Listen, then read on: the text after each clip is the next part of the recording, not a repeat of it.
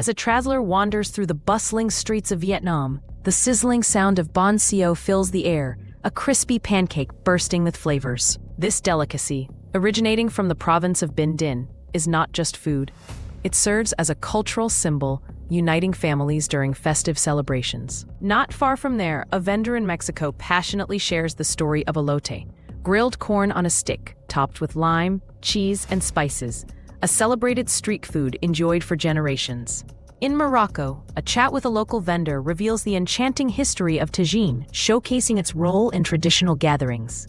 Each bite tells a tale, connecting generations through shared culinary delights that span the globe.